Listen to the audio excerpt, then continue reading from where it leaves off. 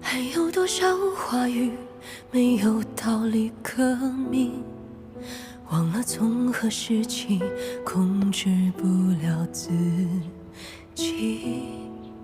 过往的天地，只剩下依稀。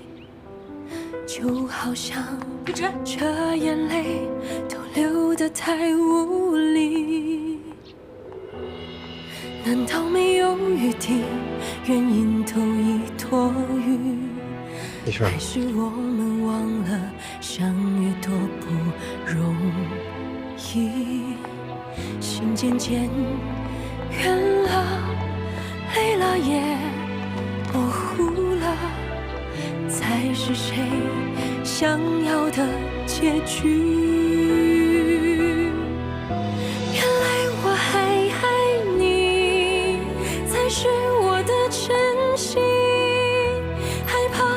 曾经那些太过美好，只好躲避下去。你为什么会在这儿？你到底想干什么？不是我做的每一件事都跟你有关。你做的那些事情能让人产生好的联想。高洁，我警告你了，你别出现在我的视线里啊！你别想再假装偶遇。麻烦你不要那么自恋，我没有兴趣探听你的行踪，我来只是为了自己的事。至于其他的，随便你怎么想。还有凡斯的司长，你居然又跟他在一起，还是说你们就是同谋啊？你对我有偏见，麻烦你不要拉上其他人。怎么被我说中了？原来你早就计划好一切，我只不过是你的目标之一。说完了吗？我还以为你懒得跟我说任何一个字。说的没错。好，那我们已经没有任何的瓜葛，我可以走了。是我的真心，害怕面对曾经那些太过美好，只好躲避下去。原来我还爱你，才会带上假意，默默期待你识破这一副面具。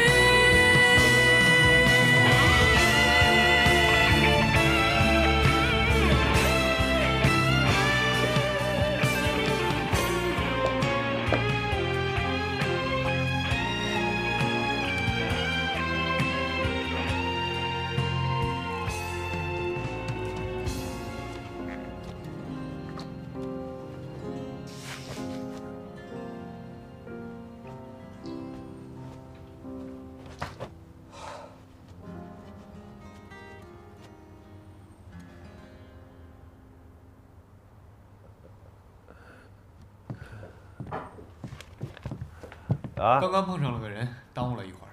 没关系，我跟高小姐聊得正投机。坐吧。雷总见多识广，跟雷总聊天总能学到不少知识。哎，见多识广说不上，知道的杂，谈谈皮毛还可以，再往深了谈，我就不懂了。哎，在我们公司，你还有别的熟人啊？是凡斯的思成。哎，他也是来参加珠宝研究所的吗？他已经离开凡斯，自己做设计师了。他这次来是参加我那个特拉伊巴的设计招标的。啊，帕拉伊巴在雷总的众多收藏品中确实算顶尖货了。我们瑞华也很看重雷总在彩色宝石方面积累的渠道资源。我希望这次借助珠宝研究所的契机，我们可以展开更深度的合作。我对瑞华的品牌一直非常信任。再加上有高小姐这样出手不凡的设计师，我现在就可以拍板跟你们合作。剩下的就是谈谈细节的问题了吧。听起来好像是想要艺术装饰风格，那种20世纪20到30年代风格的设计，我觉得挺容易的，给我3天时间就好了。简单的按这个路线确实是能够拿到合约，但是后续能不能达到雷总想要的，让国际大师也一眼惊艳的效果，能不能完成雷总的梦想，那就很难说了。司总，我觉得我们眼前首先要把这个合约签下来。这单如果不签的话，什么梦想不梦想的，我们就是在这空谈啊。雷总这个人，跟他交谈的时候，看上去感觉很有把握，但其实我觉得他内心还有纠结，很有可能只是为了追随当今西方主流市场的眼光，才选择了这样的方向。高姐，人家雷总是个经验丰富的行家，你才有多少资历啊？见过一面就随随便便的猜别人的想法？我没有，我只是就事论事，分析怎样才能更有把握取胜。要在展会上胜出，绝对不是简单的模仿西方路线这么容易。我通过跟雷总的交流，我觉得他想要的可能不是欧式雍容华贵那种东西。高姐，你跟我想的是不是也是一样的？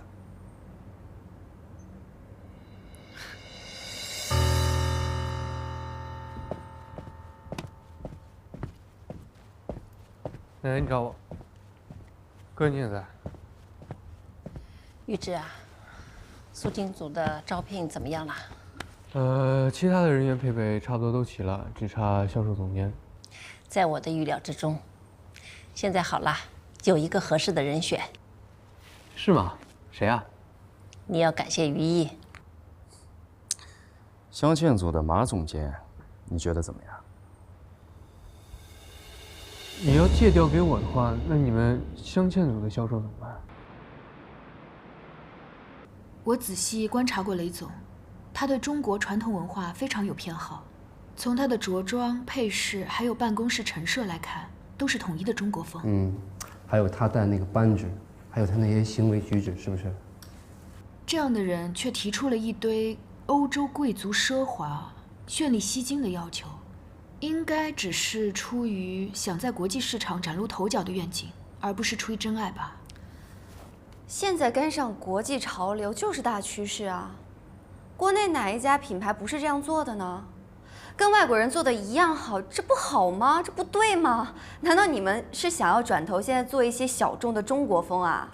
中国风现在已经不能用小众来形容了。抛开雷总的喜好不谈，光谈参展，以往中国风在国际上也是很抢人眼球的，尤其是这2年特别走俏。对，上次安东尼奥大师对中国风表现出很浓厚的兴趣。好，这个问题我们不用再探讨，我们已经达成共识了。剩下就是仔细想一想这些设计的细节问题，你来表述，我来动笔。司总，雷总人家的要求明……雷总的表述是雷总的表述，有时候未必要按照客户的要求做出来的才是最好的，因为客户永远都不会像设计师那样更了解珠宝设计。有时候他们的表达未必能够100%表达他们的内心，那我们要做的是什么呢？我们要做的就是帮他们找到他们真正想要的是什么。所以我们做的绝对不是保险的设计，而是直击客户灵魂的设计。你只有这样，你才能够战胜所有的同行，赢得比赛，赢得雷总的心。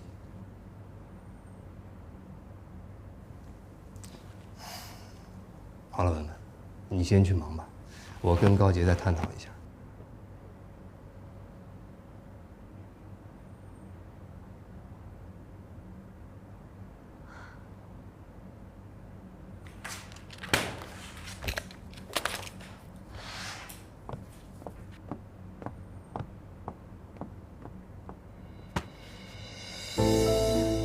明明我才是帮雷向东设计的那个人，凭什么高姐一来就抢了我的活儿？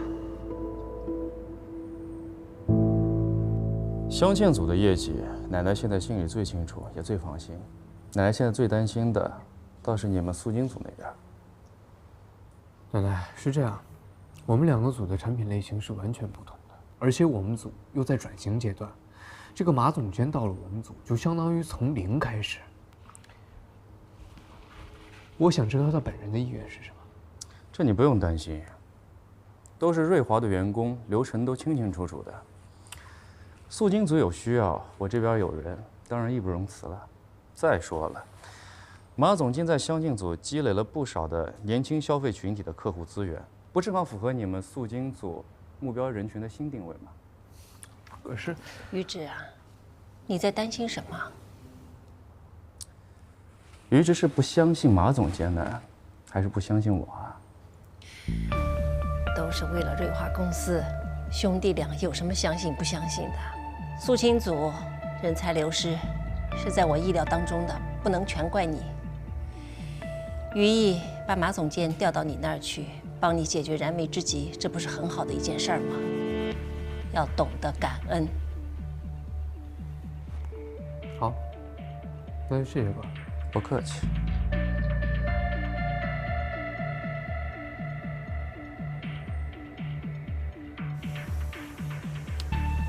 何总监辛苦了。客气了。其实我是一个要离职的人，这事儿无非就是给您一个顺水人情。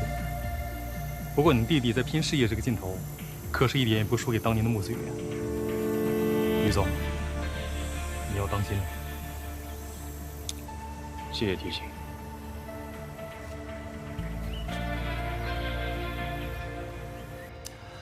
你们这效率太让我欣赏了。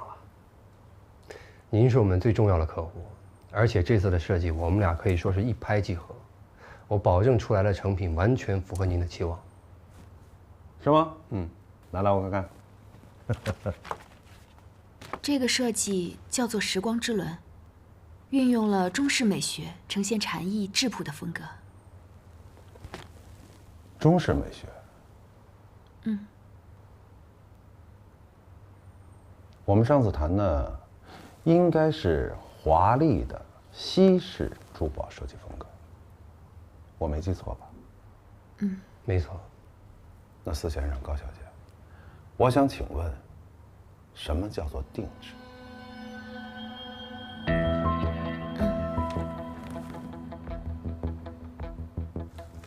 我能不能这么理解？你们二位根本就没有搞清楚我们上次谈的设计方向。那么对于这种完全违背了客户意愿的设计，我就不看了，浪费我的感情和时间。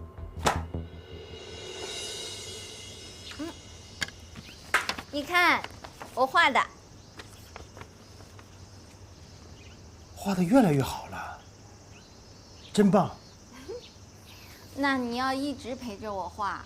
我一定一直陪着你，我保证。拉钩。来吃点水果啊。金姐，这段时间麻烦你照顾他了，有任何需要你随时告诉我。您客气了，没啥需要的。高小姐平时准备的很细心的。啊，是这样，小杰跟我这个当父亲的有一点小误会，我来看待这件事，能不能暂时对小杰保密？啊，既然您这么说，就听你的吧。谢谢秦姐。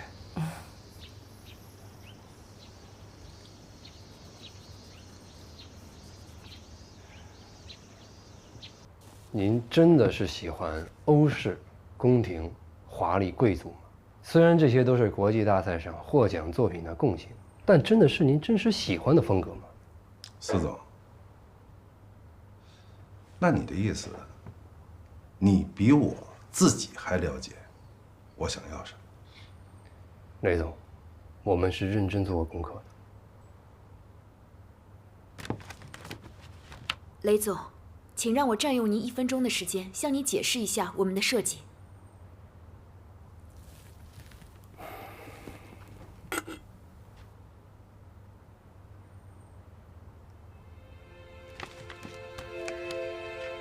整个设计的外形，如同永不停歇的滚滚车轮，边缘部位运用了江南园林的窗棂格图案，您一定很熟悉。在您的故乡，有很多漂亮的古建筑。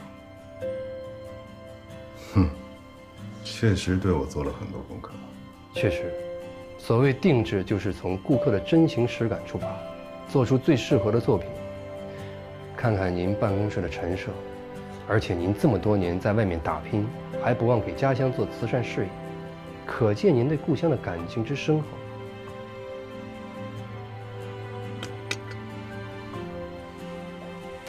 那我这颗帕拉伊巴，它的设计理念是什么？窗棂格代表心灵之窗的话，那这一颗纯洁无瑕的帕拉伊巴就是看向远方的慧眼，正暗含了雷总希望看到中国设计能走出国门的心愿。同样的，我们也希望能让海外评委感受到中国的古典元素。这就是我想要的设计。不过，拿这种纯中国风的这种设计风格到国外去展览，雷总，您请放心，这2年中国文化在国际市场上非常走俏，我相信他们会欣赏，甚至是惊艳于中式的意境。这也是这款设计为什么叫时光之轮的原因。时代在前进，但并不代表传统美学会过时。这也只是在时间的长河中激荡经典，焕发新生。我确实有弘扬中国文化的意愿。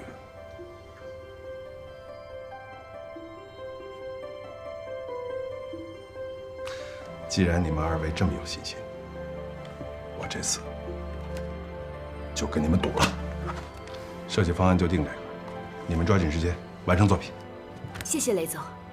谢谢雷总。我为我刚才的不礼貌向你们道歉。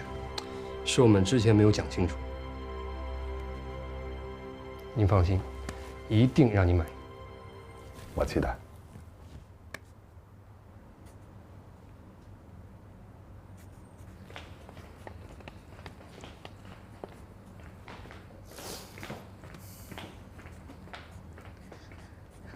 司总，这是综合您上次提出的中国风，我做出的一个新的方案，套用了一句古诗词的意象“云中谁寄锦书来”，您看一下。不错，设计还挺精巧的。我觉得你可以把这个系列再生发一下，作为咱们公司的特色作品。司总，我想你应该搞错了，我这个设计是专门为雷总的帕拉伊巴设计的。文文，雷总的设计已经让高杰在做了。为什么？之前这个案子不是交给我的吗？而且前期所有的资料都是我来收集的。文文，这个项目呢，你一直很上心，也很努力，这个我都看在眼里。但是公司的设计是大家的，谁的合适我们就用谁的。而且刚好是高杰的设计打动了雷总，那能怎么办？我觉得你不需要有心理负担，你也很优秀，以后的机会多的是。他的设计，一个连简单的初稿都画不出来的人，你说是他的设计？而您在干嘛，老板？您在为他画图啊？文文，设计最重要的是构思，我不过是把高杰的构思呈现出来，有什么不可以？我觉得你作为一个很有潜力的设计师，不应该对设计的认知这么肤浅的。好，我肤浅。您是老板，您说什么就是什么。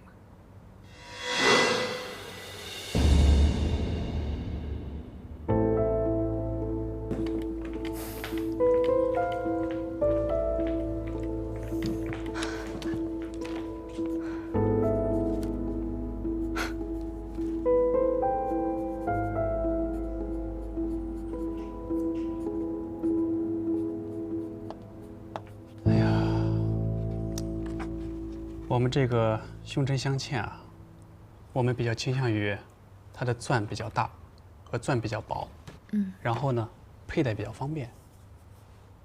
我以前工作的地方有一个老师傅，他姓郑，技艺精湛。他做那种镂空的镶嵌，找的每一个角度都非常的刁钻，而且出来的成品都非常的轻盈。要是他在的话就好了，可能可以给我们很好的建议。哎，那我想问一下，那我们是否可以请教他呢？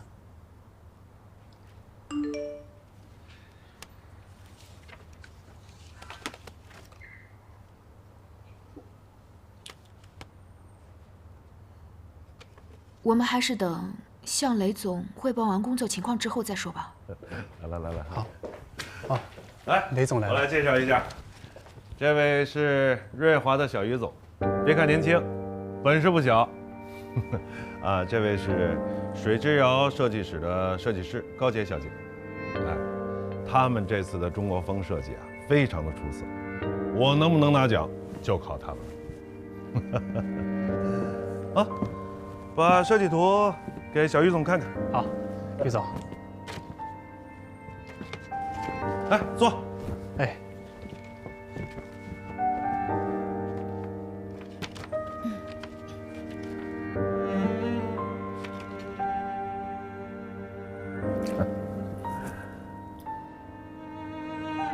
很秀美啊，还是中国风。这是定稿了吗？啊，已经开始打版了。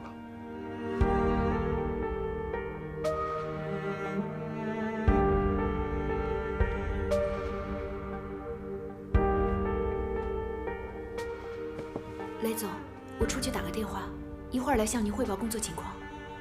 好，你忙你的。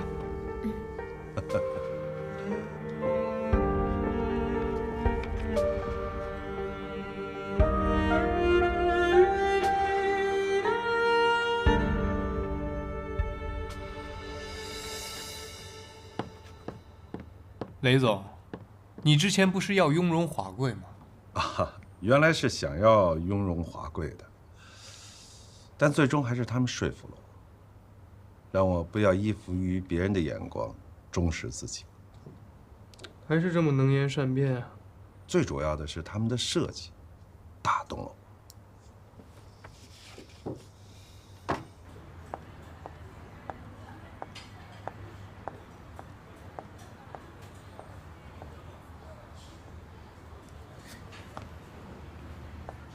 你好，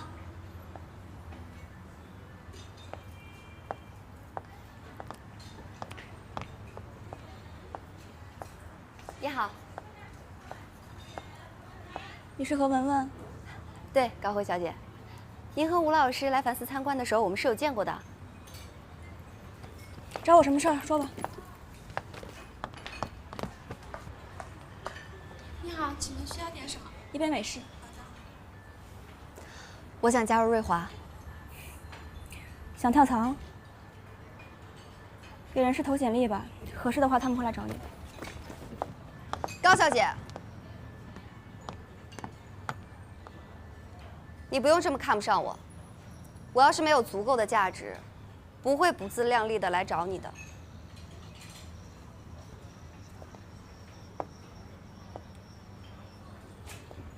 让我加入瑞华，我们会成为盟友，因为我们有一个共同的敌人——高洁。你怎么知道我和高洁的关系不好？瑞华之夜的时候，高洁抢在你前面展示了自己的珠宝，他想赢得安东尼奥大师的青睐。这种下三滥的手段，只有他能做得出来。你对高洁还挺关注的。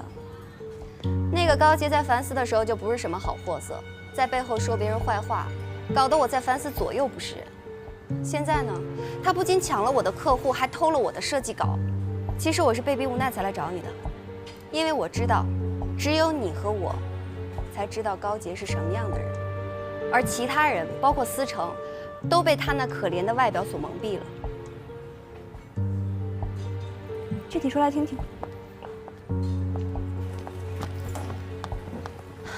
是这样的，水之遥想争取一份雷向东的设计订单，我已经按照雷总所有的要求设计了一份，结果半路高洁加入了水之遥，直接上位。他不仅抢了我所有的功劳，还想一脚把我踢出局。一个设计师连最基本的羞耻心都没有。他会做这样的事情，我一点也不觉得异。更重要的是，他现在就是一个完全丧失了设计能力的废人，他连一个流畅性的弧线图都画不出来。怎么会这样？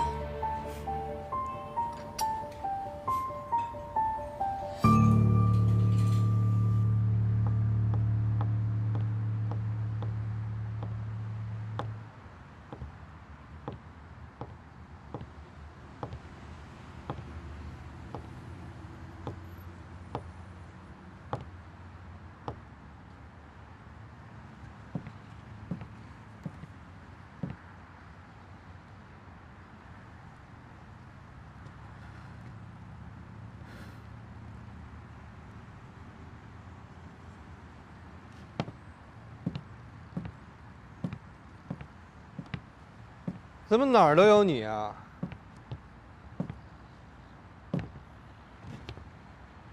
我不想跟你有交集，但我也没有必要刻意躲着你啊。我们大家装作彼此不认识就好了。装作不认识，要怎么装啊？我演技没有你那么好啊，要不你教教我？以前的事情再翻出来还有意义吗？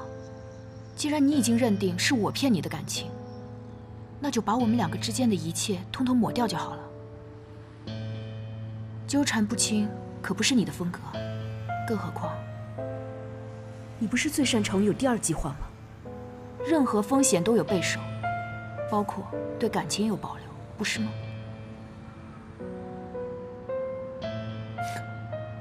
明明是你犯了错，搞得好像你站在道德制高点似的。你说我对感情有第二计划，那你呢？你有把我当做第一选择吗？哪怕就一次。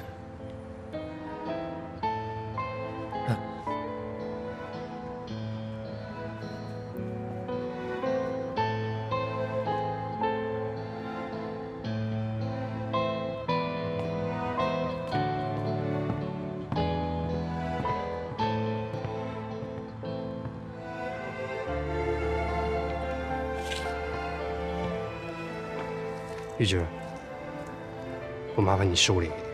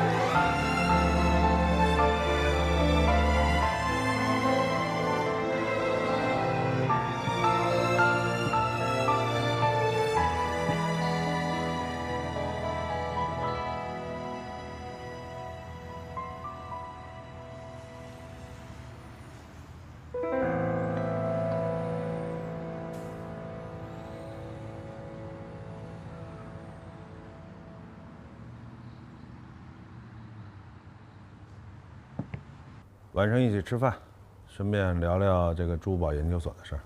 哎，今天晚上就算了吧，我还有别的约。雷总，我们成品有点问题，打算回去商量一下。要不咱们今天就到这儿吧？哎，正好我刚刚约了于总吃饭，咱们一起吧。商量什么时候不能商量啊？吃个饭，放松放松，啊？要不去吧？于总，你看看人司总多给我面子，你什么约会那么重要啊？啊？约了上次那高小姐是吧？约在一起吃，都是同行，认识，今后还有合作的机会呢。好，那我就把高小姐也叫过来。正好这两天心里挺闹的，热闹。走吧。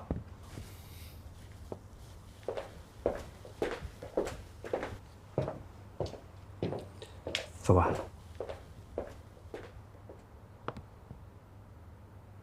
来，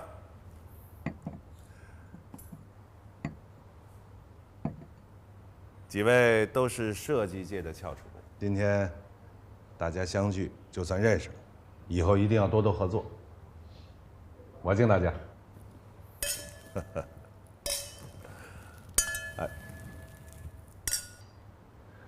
我先干为敬。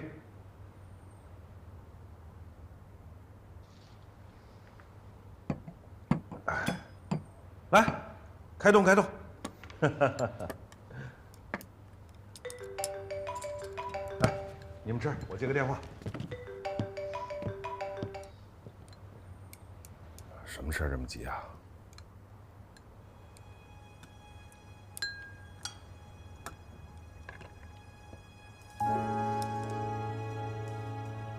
哦，好，我知道了。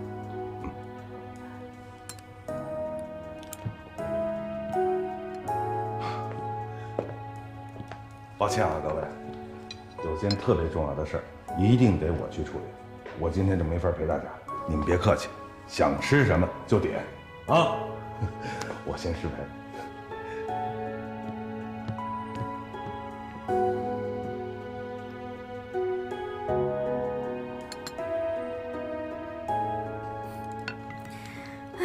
今天唱的是哪一出大戏啊？什么人都能坐到一起吃饭，勇气可嘉呀！玉芝，我减肥，晚上不吃肉的，你帮我吃了吧。唱的是哪一出大戏啊？什么人都能坐到一起吃饭，勇气可嘉呀！玉芝，我减肥，晚上不吃肉的，你帮我吃了吧。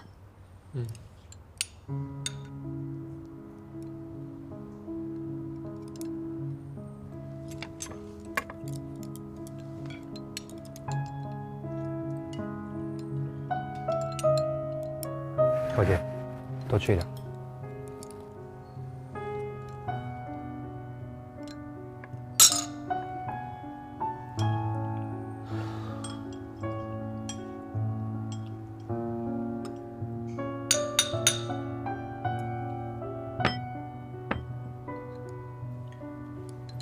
不用讲了。既然他不自量力的选择离开了我，那我还让他留在我身边干什么？他的珍贵总有人能懂，他离开你可能是因为你不懂得珍惜。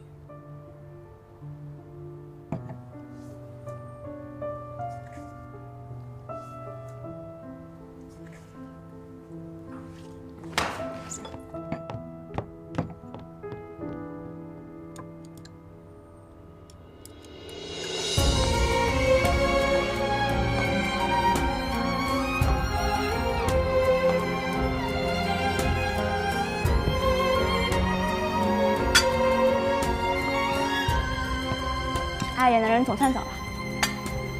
玉芝，你多吃点。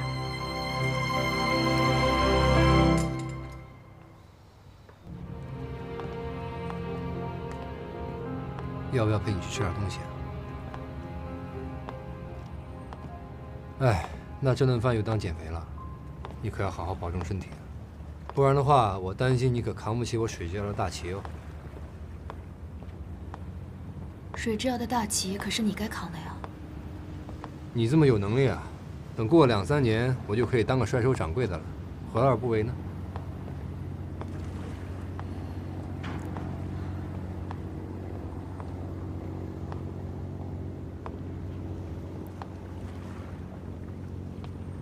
我的设计能力还没有恢复，再好的灵感，不能亲手画出来，又怎么能称得上是设计师呢？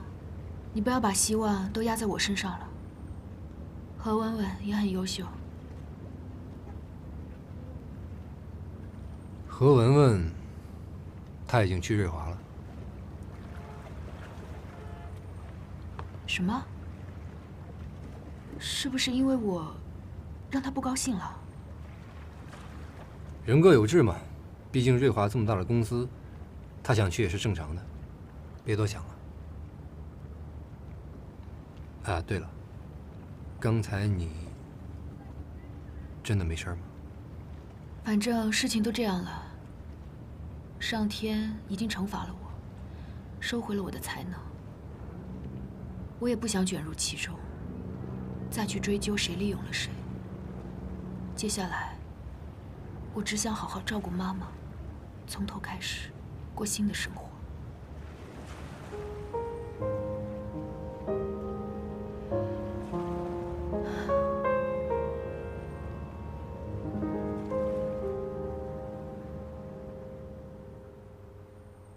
这两边再加上流线的感觉。嗯，是啊，但是如果这个位置跟这个……不好了，雷总那边发来了律师函。律师函，我看。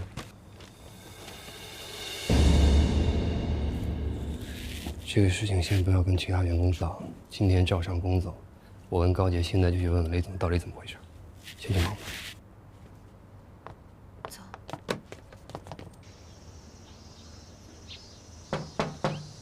啊，来了来了！哎呀，高先生来了。你好，半月。我今天带你出去玩，好不好？好，不许骗人。当然，我怎么会骗你呢？太好啦，可以出去玩啦！香蕉，你吃。太好了！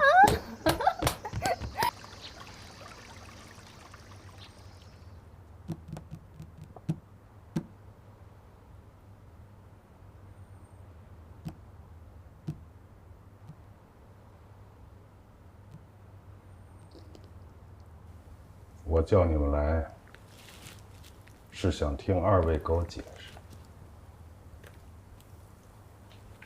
这个时光之轮为什么是人家瑞华的设计？雷总，这个就是我们水之遥的原创设计稿，我用我的人格担保，不可能存在抄袭的情况。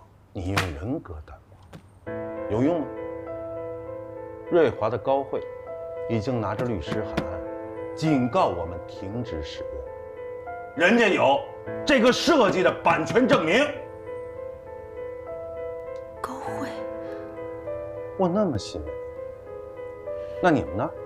啊，拿着抄袭来的设计方案回报我，你们这是欺骗！雷总，这里面一定有误会，肯定是有人动了手脚。那好，你给我解释解释，这个律师函怎么来的？啊？时光之轮如果停下，那我的特拉188就一定要从底座上取下来，对不对？他的指定那么做，万一有个不小心，我的珍藏品就成了废物。你们不会不明白这事儿吧？雷总，我理解您现在的心情，您能不能给我们一点时间去调查一下这件事？调查什么？版权证明在人家手里，你还调查什么？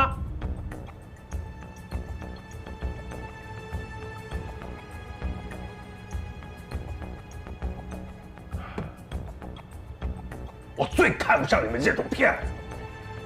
我现在就请你们回去，准备赔偿金。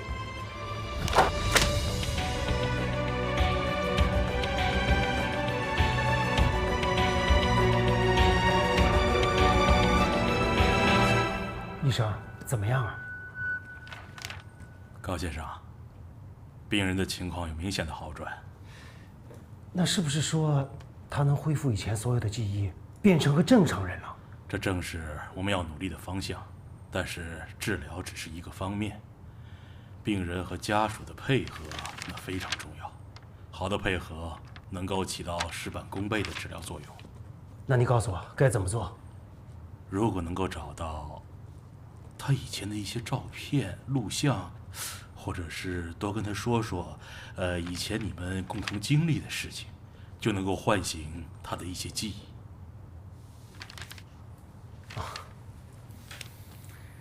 照片、录像，共同的回忆。通过回忆，对于患者大脑皮层呢，会有一种良性的刺激。我明白了。进。司总，这个是刚才雷总公司派人送来的。好，你先出去吧。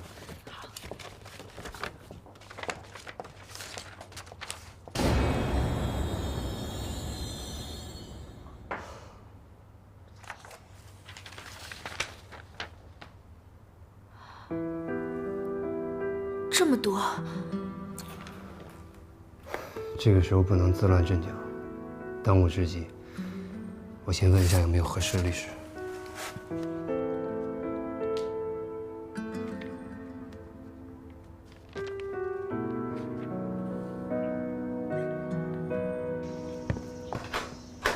回来啦！快进来。金姐，哎，回来顺道买了些菜。哇，都是高小姐爱吃的。啊，对了，别忘了，你就说是潘越嚷着要买的啊，不是我买的。我懂。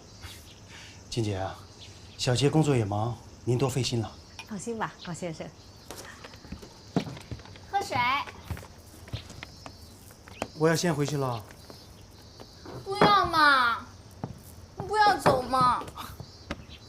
你看啊，你已经陪了我一整天了，可小杰也很希望你陪他呀，对不对？你陪小杰几天，我很快就再带你出去玩，好不好？说话算数。当然。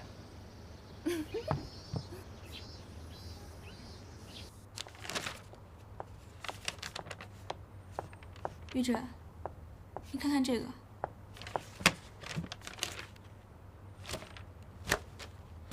要不是之前我在雷总的办公室碰巧看到了水之遥的设计图，恐怕这次我们就要被侵权了。这个设计是我们镶嵌组新来的设计师做的，不知道高杰通过什么渠道看到的。这个人都已经离开瑞华了，怎么还惦记着我们镶嵌组的东西？我不是刻意针对他，他敢做这样的事情，我就敢去揭穿他。抄袭是身为设计师最不能触碰的底线。我以为他就是算计人心，没想到……还好这个设计师早有防备，提前去版权局注册了，不然有理也说不清。我知道你跟雷总有保释研究所的合作，我现在去提版权的事情确实是有些尴尬，但我这么做也是为了瑞华好啊。你这是为了公司，这么做无可厚非。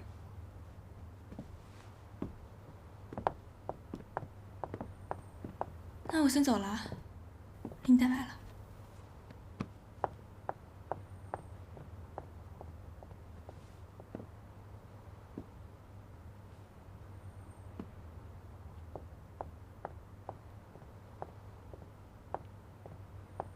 高总，进来吧。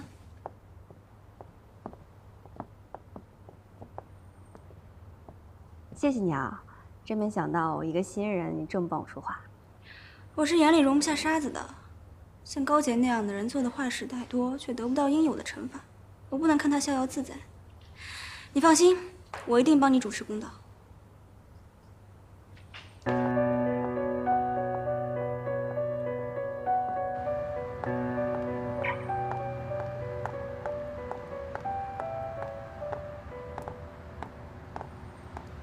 这年头，小偷都这么大摇大摆的吗？高慧，我问你，你到底是怎么窃取到我们给雷总做的设计稿？你这个人怎么总喜欢倒打一耙？明明是你偷了人家何文文的设计，你还有脸贼喊捉贼了？你胡说什么？这设计稿跟何文文有什么关系啊？有啊，著作权登记证书上清清楚楚写着何文文的名字，经过著作权人的同意。现在这个设计稿属于瑞华。无耻！到底是谁无耻啊？看来上次于池给你的教训还不够惨痛。高杰，我不会再让你得逞的，你别想再用任何欺骗的手段来谋取利益。不抄袭别人的设计，是作为设计师最基本的底线。你我曾是同台竞技的对手，而眼下真觉得你不配。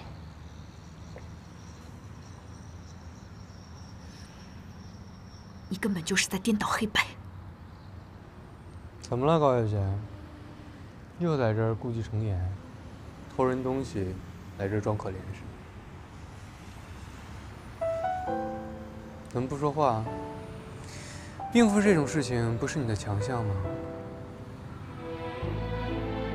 居然你也信了？原来我们之间真的连一点信任都没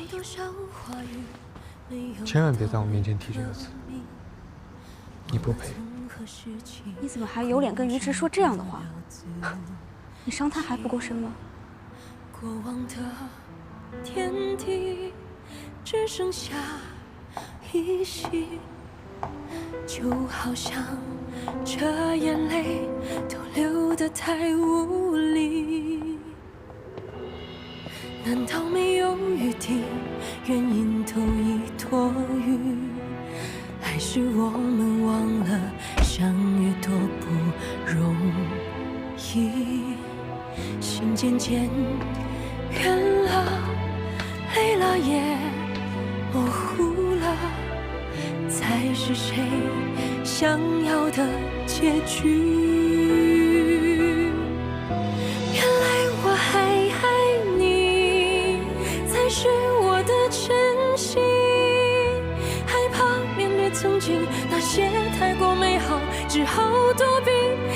去，原来我还爱你，才会踏上下雨，默默祈祷你识破。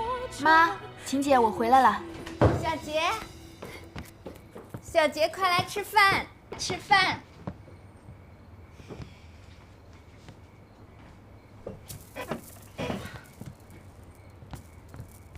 今天是什么日子呀？这些啊，都是你妈妈特地叫我买的，说这些都是你最爱吃的菜。小杰瘦，小杰要多吃。行了，你们先开饭吧，我就先走了。明天一早我再赶过来。辛苦了，晴姐，明天见。明天见。拜拜，拜拜，多吃点啊。嗯。小杰，快坐啊。嗯。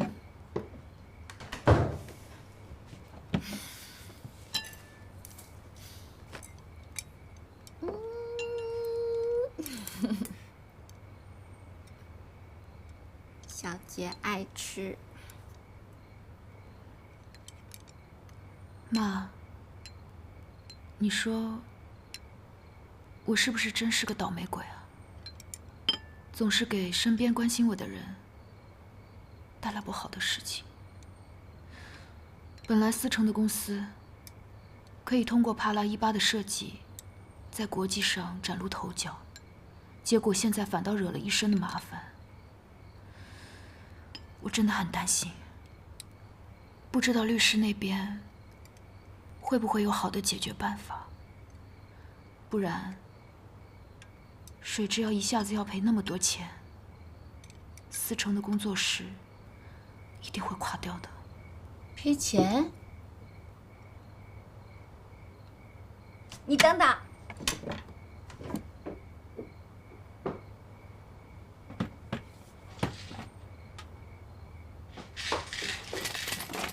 我的，给你。给我的。记得要还哦。一定还你的。给。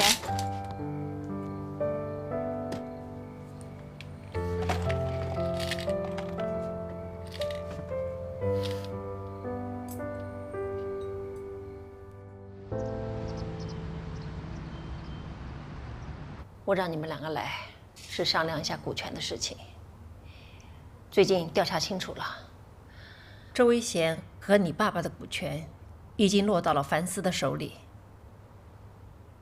我研究过公司的章程，当时为了争取周维贤入股，答应好他，按照他的条件，在章程里边约定，所有的股东都要放弃对于拟转让合同的优先认购权，就是说，瑞华所有的股东都可以自由地买卖自己手上的股权，而不经过其他股东的同意。也就是说，樊斯可以不经过我们同意就行使股东权利？是。樊斯有我们公司的股份，就算他不控股的话，对我们的经营也可以发话，所以我们现在非常的被动。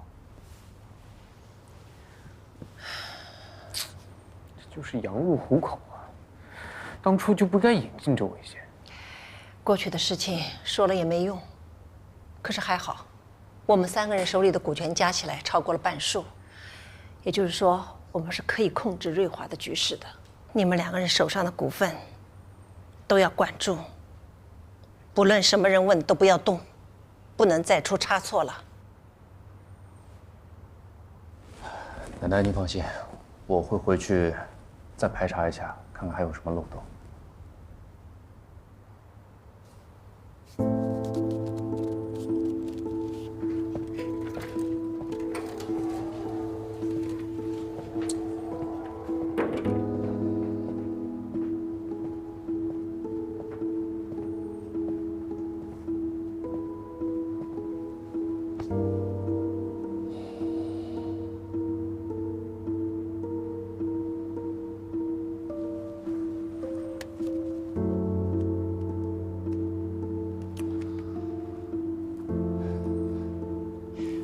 我抵押在你那儿的股权没问题吧？当然没有问题了。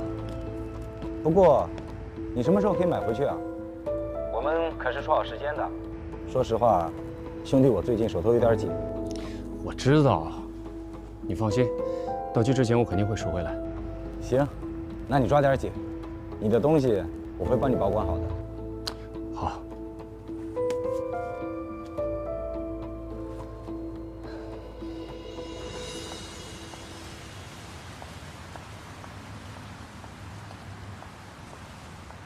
思成，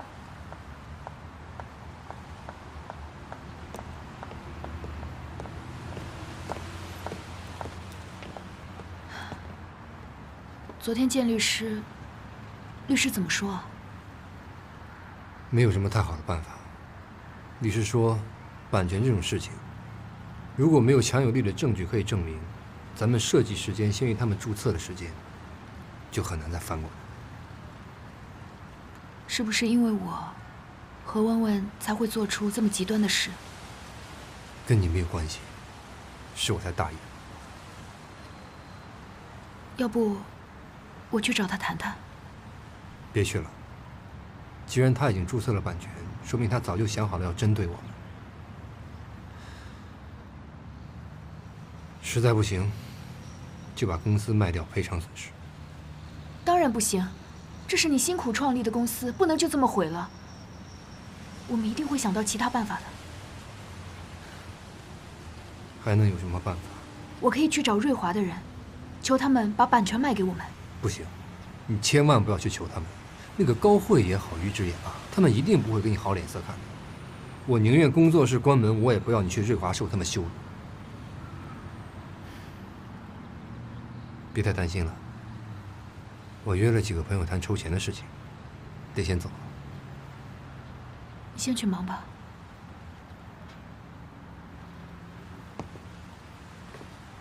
高姐，千万不要自作主张，一切有我呢。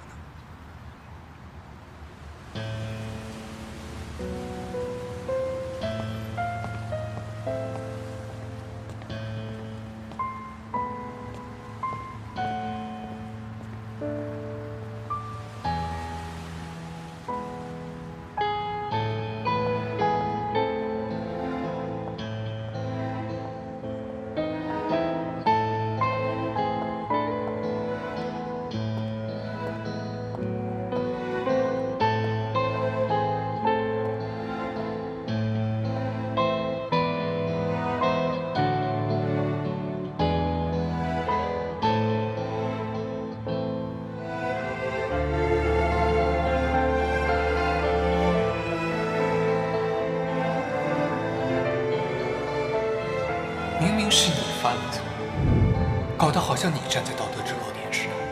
你说我对感情有第二计划，那你呢？你有把我当做第一选择吗？哪怕就一次。高姐，还有什么好纠结的？思成帮了你那么多，跟保住他的公司比起来，于之的羞辱又算得了什么呢？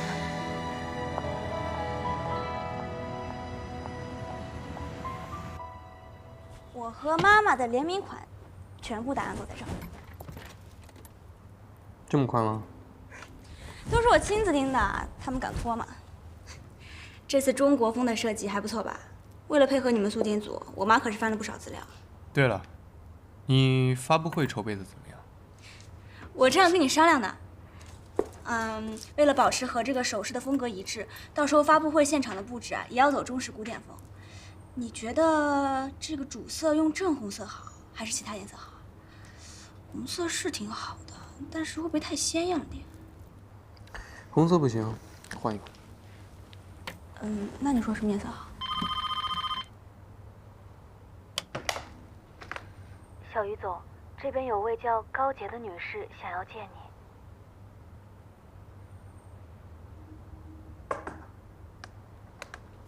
不见。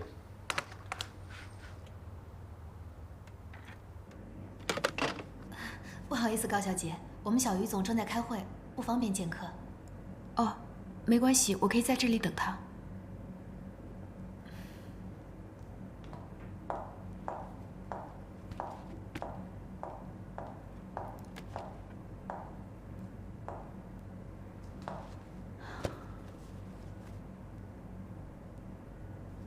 哎，高洁怎么来了？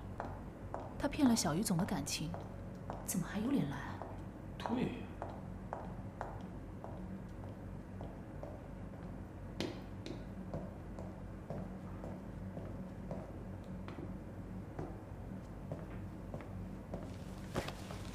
于总，你怎么到这儿来了？这儿不欢迎你，走吧。我找于直是真的有事。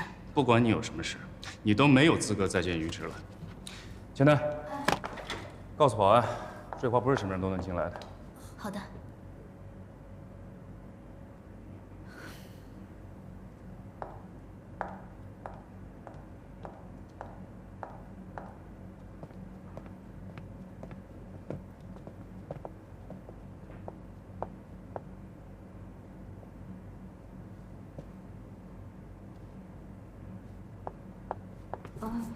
我刚在和于直讨论后天发布会的细节。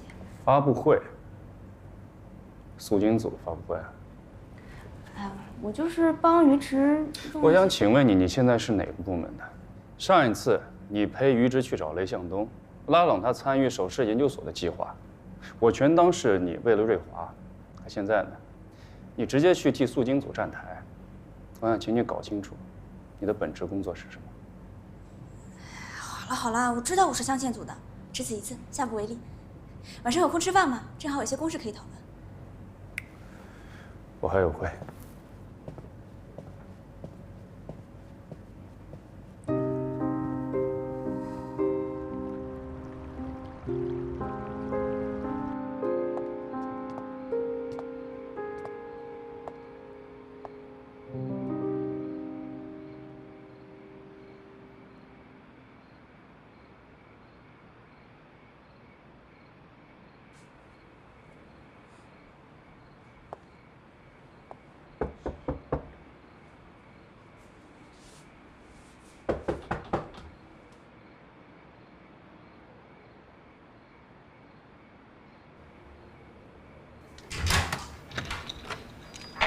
你来干什么？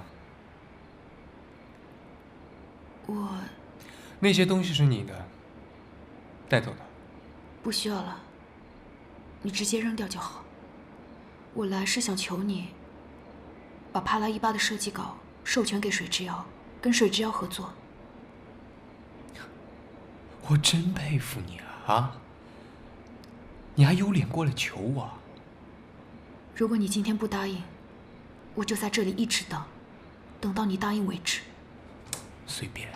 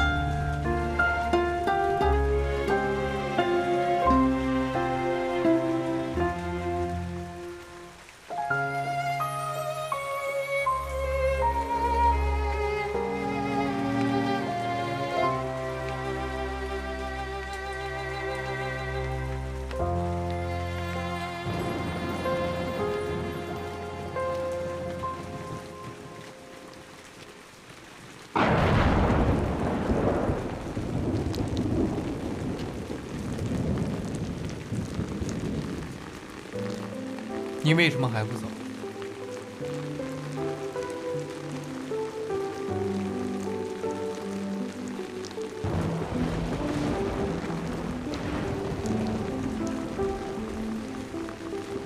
你愿意跟我好好谈的话，我不会赖在这里不走。你就是为了思成让我放过水之遥一马是吗？你凭什么认为我还会帮你？你从我这儿要走的还不够多吗？你就这么喜欢索取？我欠你的。我没办法改变你对我的看法。我来也不是为了跟你吵架，但是思成是业界难得的设计师，他的名声不该就这么被损害。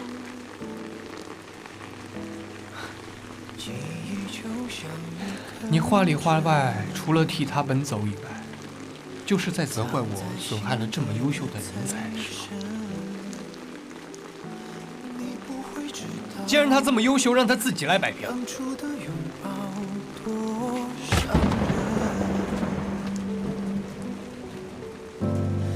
当爱人变成爱过的人，当永恒不再属于我们，我只能苦笑硬撑，咬着牙不去承认，多爱你只能自己忍。当爱人变成爱过的人，当我的关心无缺再问，为何最熟悉的人非要变得那么狠，变得连做朋友都不能。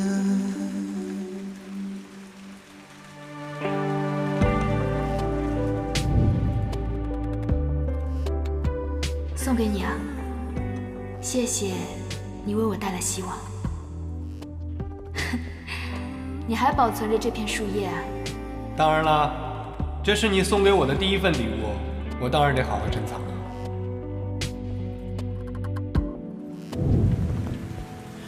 回忆美得太残忍，你给的爱太逼真，教会我沉沦，再次我离分多伤人。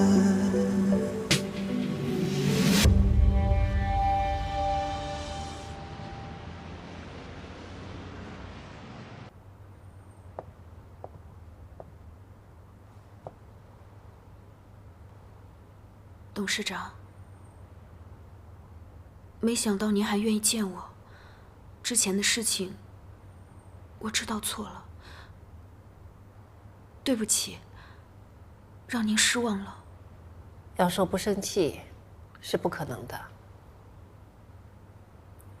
你是我的小辈，你辜负了我的信任，但我一直在等你给我一个解释。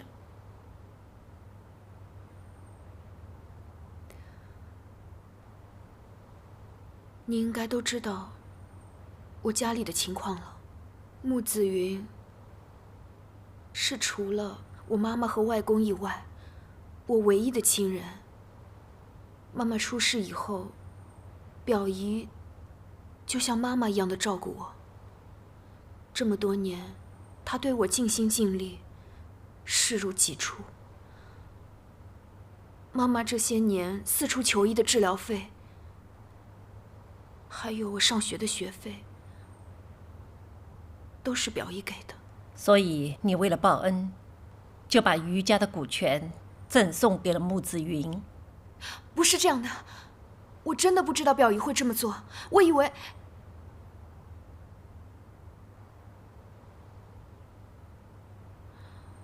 我万万没有想到，有一天，连表姨也会骗我。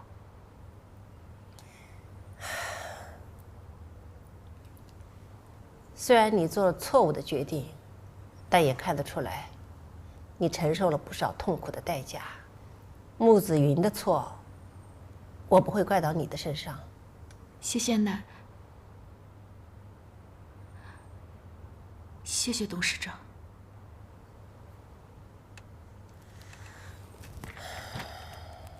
好了，聊聊你眼前的事情吧。水之遥的侵权到底是怎么回事儿？你是一个很有天赋、很有追求的设计师，我不相信你会去抄袭别人的东西。其实，这一次的设计稿根本不是我画的，是思成。这一次我只是提供了思路和想法，具体落笔是思成一个人辛苦完成的，所以我才硬着头皮过来求您，希望瑞华处理这件事的时候，不要因为我的关系而连累到思成和水之遥。不是你画的，为什么？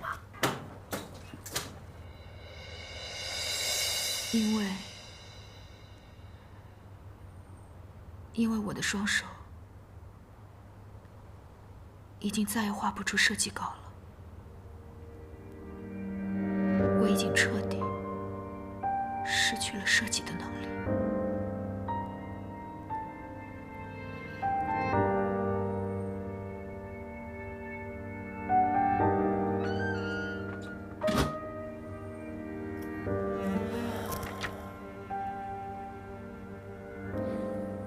身体还是要注意的，因为你还要照顾你妈妈。商品的事情我都已经交给于毅和于直在管了，我不能马上答复你，我得跟他们商量一下。谢谢您的理解和宽容，那我先走了。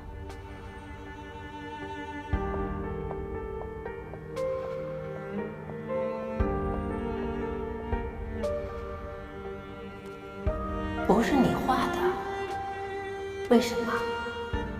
因为我的双手已经再也画不出设计稿了。他怎么会失去设计能力呢？难道因为订婚那一天？可是明明是他设计害我。他难道不知道会有什么后果？还是说，他又在欺骗？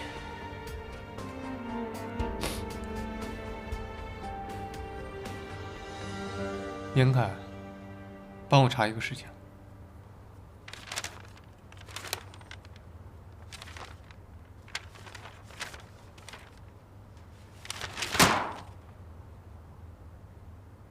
最近镶嵌组的设计一落千丈。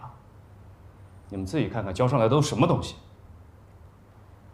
下个季度如果还是这个水准的话，设计部就可以解散。散会。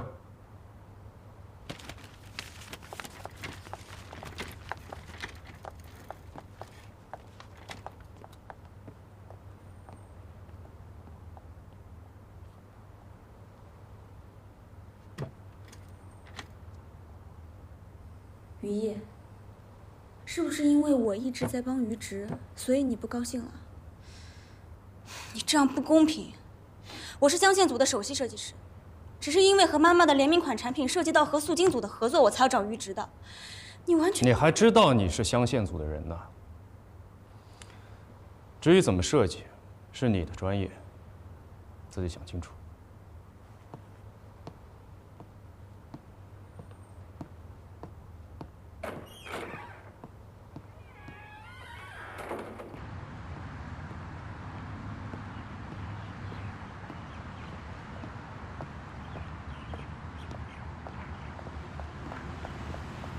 于直，我还是想请你。你有什么资格跟我谈？你是水之遥的负责人还是老板娘？让思成自己跟我谈。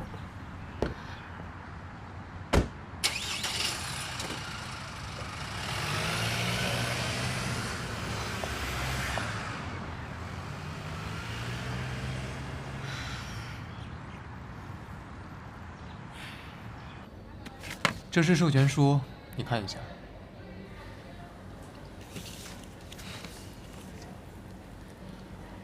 设计师何文文。于总，您可能还不知道，你们这个瑞华的设计师1个月之前还在我们水之窑呢，而且他离职那段时间，正好是我跟高洁刚刚做完时光之轮设计的时候。我不管你们之间有任何恩怨，但此次帕拉伊巴的设计稿，版权毋庸置疑归瑞华所有。我们瑞华可以不起诉水之窑，不过条件就是你跟高洁必须继续跟进帕拉伊巴的后续制作，直至作品完成。是，帕拉伊巴本来就是我们的设计，跟进到制作完成那是理所应当的。此外，成品完成之后将送往纽约参展，只会以瑞华、雷总的名义送着，不会再提及水之窑。玉芝，我从一开始就不相信你能跟我好好合作，是高洁一再劝说我才想要过来试试。水之窑的设计，水之窑的制作，却要抹掉水之窑的名字。对不起，君子不食嗟来之食，我就是卖掉水之窑这个协议，我也不能答应。